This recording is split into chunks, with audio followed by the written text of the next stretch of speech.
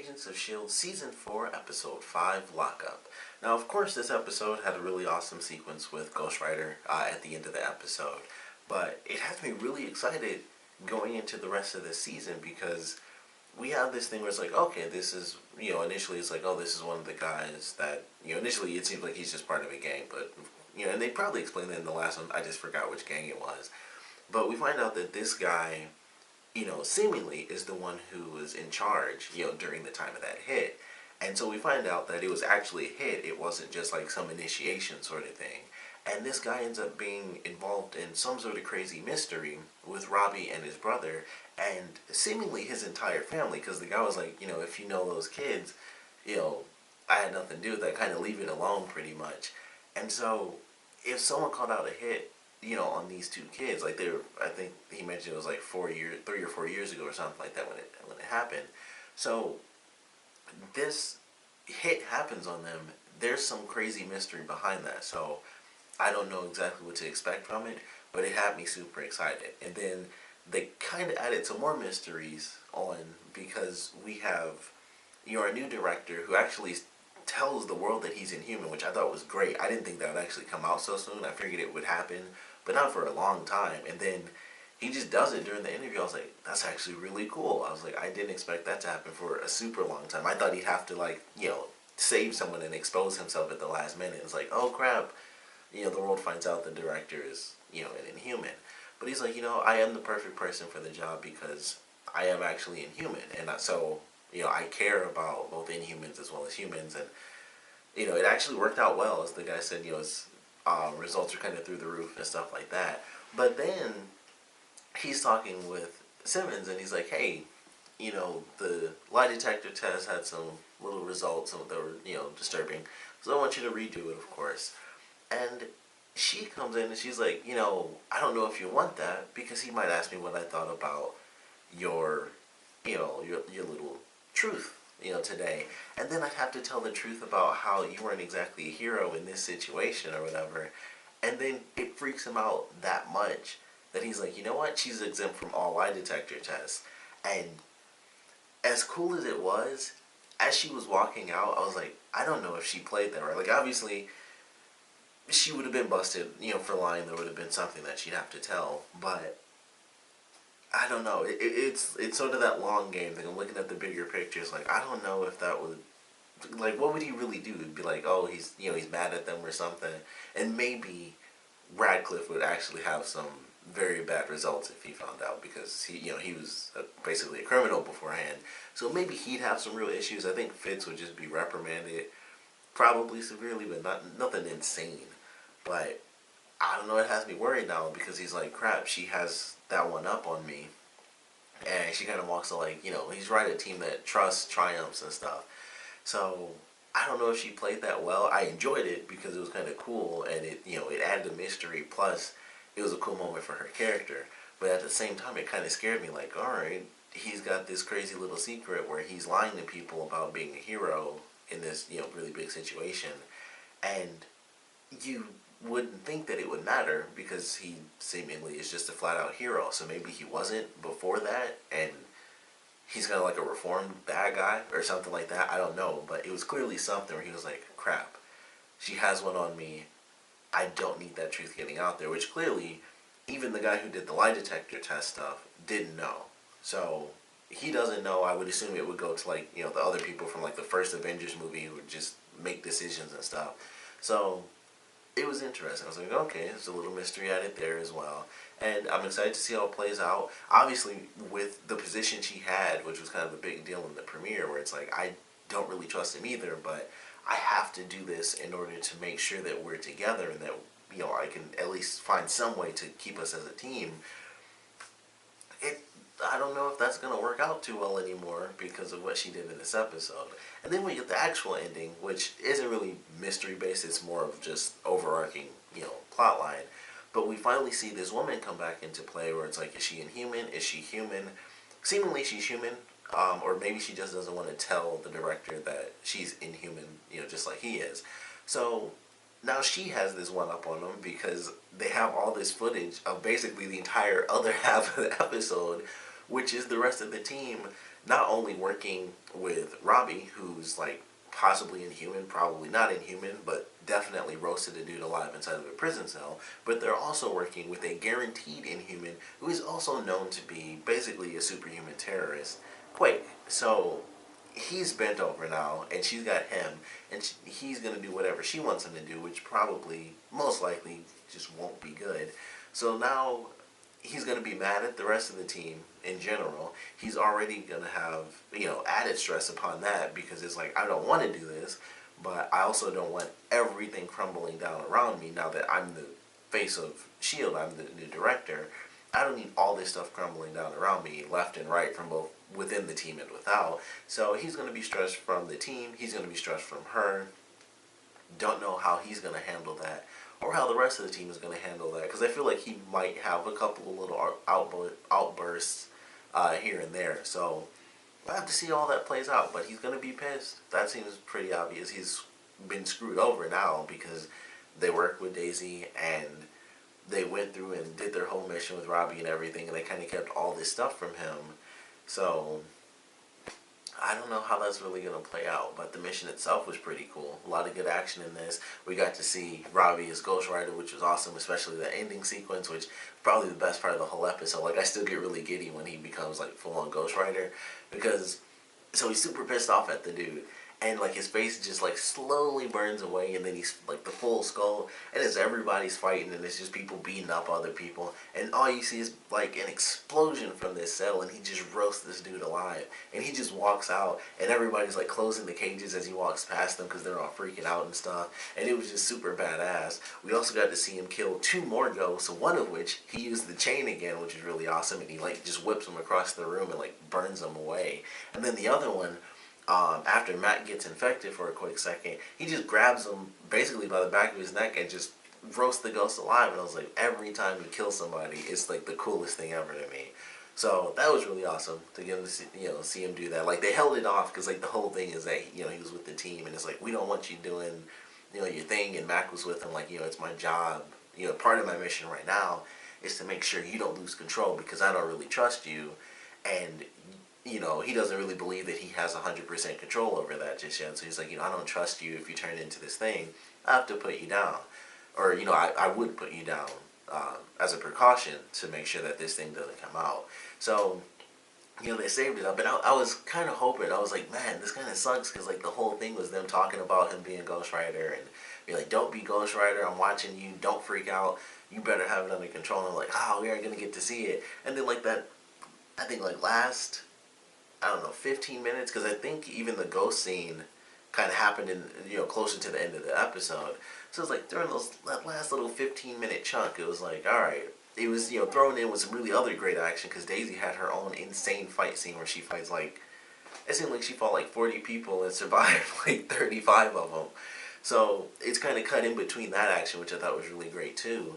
And we actually get to see some awesome stuff from Ghost Rider. So I was thoroughly satisfied when they kind of saved it up and then just threw it all in there, at the end. And he has the badass scene where he's just walking out. And then, of course, I knew something was going to go wrong because he's like, he walks past the dude. And at first he's like, whatever. And then he stops. He's like, you go ahead. S.H.I.E.L.D. will just meet you out there. And I'm like, this isn't going to work. And naturally, it doesn't. And so, of course, his uncle gets kidnapped by, the pseudo ghost woman whose name I really don't care to remember. She'll probably get burnt out, in like, maybe the episode after next, because the next one is like the origin of Ghost Rider. But, he gets kidnapped. I wasn't surprised. But the surprising thing is that we actually see the book in this episode. We get to see a flashback. They just say then. So we get this flashback of the ghostly woman and her husband, who is actually the dude that was in a coma. And it's the two of them finding the book together.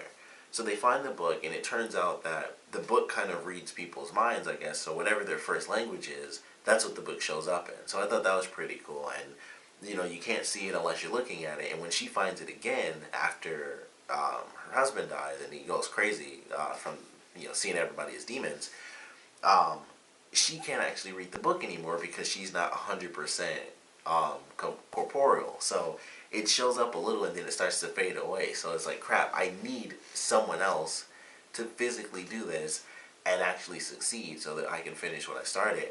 And the interesting thing is that when she had Robbie's uncle, Of course, at first he was freaked out, but then when he got to the end and she's like, "You're gonna read this and we're gonna finish what we started," he didn't seem too freaked out anymore. He seemed more like, "Holy crap, it's actually here. Like the book is actually here again, and it can work. Like we already had the mistakes that we can learn from.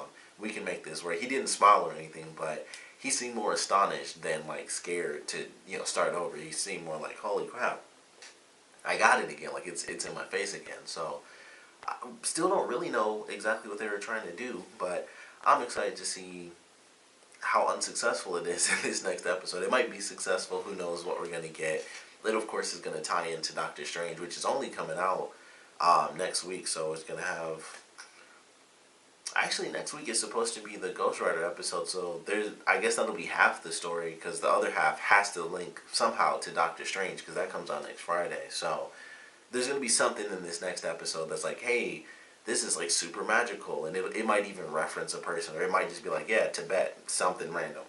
So I'm not sure how it's going to really relate, since the main focus of next week's story is going to be, the origin of this version of Ghost Rider.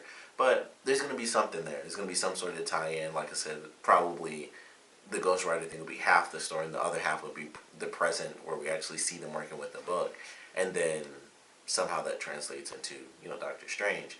But I'm excited to see where they take that. Of course, like I said, with the director, he's got a lot of things to think about now. He's being controlled by this woman who we still don't really know exactly what her deal is, what she truly wants. She just wants more control over pretty much everything, I guess. Typical sort of corporate villain. Just, I want to control all of this, and then way down the line there's some big laser or something. So we'll see what her deal is. But he's going to be pissed about that. He's going to be pissed with, I think it's 90%. Yeah, actually it was 99% of the team, because the only person was that wasn't involved in that mission was Simmons. And he's of course pissed at her because she kind of blackmailed him about his fake, heroics or whatever that everybody thinks, where everybody thinks he did something great. So there's a lot of, secrets there. So he's going to be pretty pissed off, and I don't know how that's going to play out. But I'm excited to see where they take these storylines. This was a really fun episode to me. I thought it was a great action episode. A ton of really good action. The stuff with Daisy I thought was really great. I was curious how far they were going to push her and her abilities, but they actually don't show her use her abilities at all in this. I thought for sure that with what they've been doing this season, that she would have to use her abilities. Like, she wasn't doing it, because they even say when she has the gauntlets, it's basically like if she uses her powers, she could break every bone in her body. Because even when they had her in the last episode, when they first showed her, and her arm was just destroyed, like the bone was basically cutting her up, and you could see all the splints. It was pretty interesting. So I don't know what they're going to do with her character now, because even with the gauntlets, that's just helping her heal at this point. It's not going to stop her from, destroying her body. And she actually didn't use her powers this time, which I thought was good, because every episode is like, man, I'm sure she'll live, but it's just they might do some crazy drastic stuff where something happens and it's permanent, where she loses one of her arms and it's just destroyed because she used her powers too much. So don't know where they're taking it. If she'll, I would assume she can't really get any sort of control over it, because it's just her body. She's practiced her powers like crazy, so she knows how to utilize them. But even the smallest quakes still vibrate, her own body, and still, mess up her bones. So I don't know where they're really going with that. I'm very curious to see if they're just going to be like, yeah, she can't use her powers, or the more likely solution is either they'll come up with some sort of super drug where it doesn't matter at all anymore, or they'll make some super gauntlets where it's these are guaranteed 100% to disperse all vibrations, from your body. It'll disperse through the gauntlets and it won't even reach the rest of your body. And her hands and everything will be fine. So it's kind of one of the two. They have the regenerative pills at this point. So maybe that'll evolve later in the season, or maybe not even until next season. And maybe they'll do the gauntlets this time around, so it's still that kind of iffy situation. As long as she has the gauntlets, unlimited powers. But if someone knocks the gauntlets off, like they did in this fight scene, which I thought was going to be the big thing, where it's oh, she didn't use her powers at all, and then after someone knocked off one of the gauntlets, she'd have to fight. But the way it happened, I thought was really great. She's so messed up with her arms that she didn't even fight with her other arm anymore. After that guy knocked the gauntlet off, it was a really quick scene, but you can, like when she's moving around, you can still see her arms jacked up, but she's kind of like trying to fight with one arm after that, and I was like, that's actually really cool. Like that's how messed up her arms are at this point, is that she won't even fight normally, with one arm. So of course, we won't get to see her use her powers, but I kind of thought that's where it was headed at first. It was like, oh, the gauntlet came off, and then that's of course when she technically did end up getting surrounded, but she still didn't use her powers. But I thought that's what was gonna happen, and even when she came like seconds from death, she wasn't going to use her powers because I guess honestly, if she not basically she would have blown like one guy away, and then her arms would have just been like jelly. So I guess it wouldn't have been that much of a difference, I guess. But I thought that was interesting. They showed a lot in just that little action sequence. So I'm excited to see where they take it. She's really cautious with her arms. She didn't use her powers against, like I said, it seemed like 40 dudes to me. But it was cool. It was a cool action scene. She was beating up a ton of people, and then May and Coulson come into play, and they ultimately save her at the end after a really funny scene where Coulson is trying to figure out he died, but all that stuff was erased. So it's like, May, what did you see? And so at first I wasn't even paying attention. I was just listening to him. So he jumps in the trash can, and she's like, I saw you, and she's like flipping the lids down and stuff. And he's like, don't look too far into it. And then she's like, come on. And he's like, you couldn't have thought of that before. And she was just like, what's the fun in that? And I was like, I didn't even notice until he said something. I'm like, that's hilarious, actually. So, and I don't know what he was thinking. Like, he was going to give her a boost through the vent or something. It's just like, that's like an extra, 4 or 5 feet, it seemed like. So I thought that was just a really good little scene. Like, didn't pay attention until he said something like, oh yeah, he just hopped right in there. Like, no qualms about it. Wasn't even thinking. Just, all right, gotta hop in here and shoot up this vent somehow. So enjoyed that little scene. But it was actually a really good episode overall. Like I said, really loved the action in this one. Ghost Rider period, super great. So I can't wait to see this next episode. I assume it'll be at least 50% Ghost Rider. So that'll be awesome. Even though most of it will be even before he was actually Ghost Rider, but we'll get to see a lot of it. So I'm certainly excited for that. Of course, definitely want to know what you guys thought about this episode, so please comment below. Let me know your favorite parts, least favorite parts. And because Doctor Strange is actually coming out next week, and next week's episode, I assume, the present tense side of it has to tie in somehow. I want to know how you guys think it will. Like, are they going to mention a random character that'll show up in the movie? Which I don't think they'll do that because no one's going to know who they're talking about if they do it that way, so I don't think it'll be that way. I think it'll be something really vague, like, oh, this is, magic, or this comes from this specific region, and this is where the monks are. I think it'll be a very, very, very coy, simple reference that they'll get. It won't be something really big, like the Avengers type thing, where it's like, hey, this is this thing, contact the Avengers, and then they go there. Like, that's how the second movie started, was because the agents found, this stronghold, and it's like, alright, contact the Avengers and tell them where to go. And that's how, the second Avengers movie starts off. They get that huge lead. So it won't be that big of a tie-in because Doctor Strange is so far separated, and technically it hasn't even happened. Like, the hero doesn't exist, Doctor Strange. So it has to be something minor. I don't know if this book will actually end up in Doctor Strange somehow or anything like that. But I want to know your predictions for it. Like I said, for me personally, I think it'll be something really coy, and it's just like a reference to this. Maybe they'll reference one of Doctor Strange's enemies. Maybe the enemy in the actual movie, possibly. Like, that I think would be a simple reference, and it's just like, simple little thing, and then they kind of reference it again in the movie, like, I used to have this book or whatever.